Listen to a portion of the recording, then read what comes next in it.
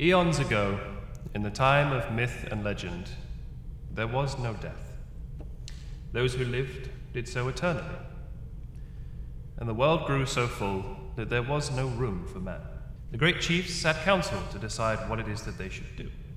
One of the chiefs stood and told of how man should die for only a short time, to be gone from the world for a while and then return to walk upon the earth.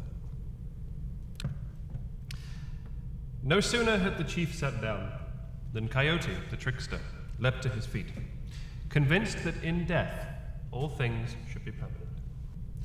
For the world, as small as it was, would grow too full of man, and there would not be enough food. Now, whilst this is cold, Coyote, he was at least logical. The chiefs objected to Coyote's thoughts, and so they decided that death would be only a temporary thing.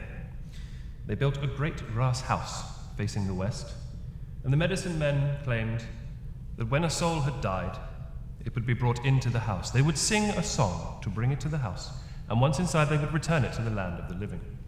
The tribespeople were joyous, for they were anxious for their loved ones to come back to them. And when the first man died, the medicine men gathered and sang a song for his spirit. After 10 days, a great whirlwind bearing the dead man's spirit blew in from the west and circled the house. Coyote, for he had been watching, saw what was happening, and just as the whirlwind went to enter the house, Coyote, he closed the door. The whirlwind, carrying the man's spirit, finding its way blocked, simply whirled past, and the man was lost. It was in this way that Coyote made death permanent. Once he turned heel and he ran, for man would no longer tolerate Coyote for his perceived crime against them. A terrible mistake on Coyote's part, no doubt. Since that time, mankind has pushed itself to understand the body and the mind, to better themselves, and perhaps even to cheat death. 3300 BC, herbal medicine. 18th century, the first smallpox vaccinations.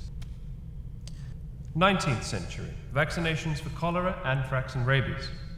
20th century, pacemakers, CPR, the artificial heart, artificial skin, and stem cell theory. 21st century, the development of the first fully receptive android bodies based on previous prosthetic limb research. The 21-gig electronic soul theory, and the creation, development, and release of the first mind drive. It may have taken some time, but the Coyote can stop running. Thanks to the drive of our scientists and our researchers, the door to the great medicine hut is once more open. The spirits of the dead need no longer whirl helplessly by. Your loved ones will come home.